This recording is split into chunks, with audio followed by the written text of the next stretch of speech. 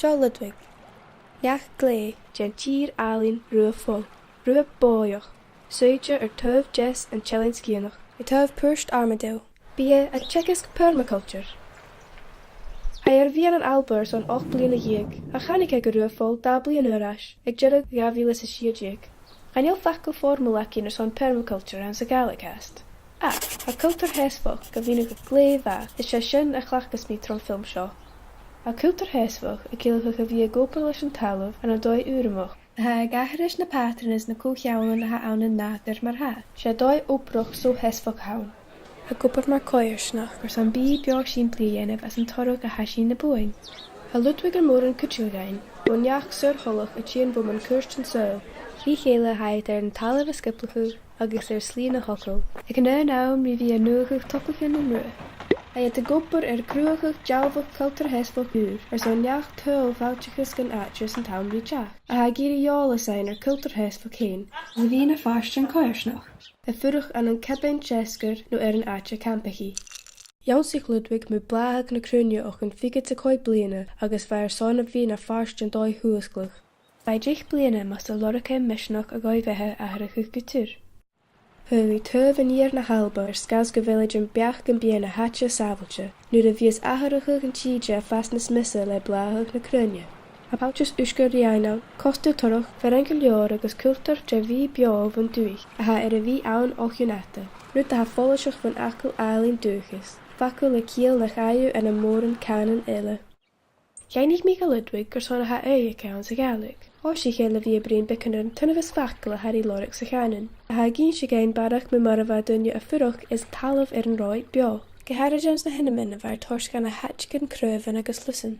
Mar éisiamplar, a camas darich, trai sias an seo grúach léite, a gín si géin gná cröv darich anna cwn am. Agus ins na hinnamin lus. Mar report plantain an a björle. Ach sa galig hantar am slán lus agin. A gín si géin gná lus seo ar a chlachach ar son öfrin medigach. Geinig mi Ludwig son a bheach ar mar a ha cultúr séasfach is dúchas cealte. Hí sé gá go bhfuil projectin cultúr héasfach na Kirsten Soil a fiochin ar ceáirís an tír an neáiseach, agus cólarís na cultúrin a ha a dá leis na tírin sin. Uair sé gan roi ar lé hálaide a nachcail dúchas janscha agus go bhile ar a bhrásnachach. Ga héin, ha mínacha go facail dúchas go má feasc ar na ha cultúr séasfach a fiochin richolianach. Geinig mi an neach Glèidhidh, gymryd a hai héanas an skipa ike a cur staat ar mud a chrídjin fó bhí a gíchan an lusan. Huirstig an urin gan a lusan uiam diana a liasach a gaibh héin an an uair slán fallin, is bu sealgaran a gíchan an silichagan. Gudjoch a skipa de hunnagan réidir ísinach a an rua, nuair a ha gudjgan a lorig silichagan. Bíad a fetterach rí a tunnagan a bhís a réis suúr sa son an ihe. Sé aus an dói seo haid a gachrach an dúlachatas seo go dói chuasglí. Chaneal fé mar pensions an bí agus haid féin uin an at se silichagan. Éidir mí go Ludwig mú na búnachgan a haid ar a mothúch go a bhí suich tíir tuamh a chlatich. Háisiige le bhí a brún mu femin, go haris kelp dé cho fémos a bhaid mar chlachach tradiisianta ar na cróin ar son an talamh a béthachuch. Hainis a chlachach sa ríis sa choirsnachtainna an dói. Bíad cúteach go ihe, sé seo dúlas go fibrach, femin Glèidhidh vlásta. A company mór a fiochan cetain ar son kelparús go gan an alba, a cha Ludwig a graag ar a áirinneach riatanach go han an kelp ar son umig seors a béthach, a bhór chuid ag bhúnstréh hí na mara.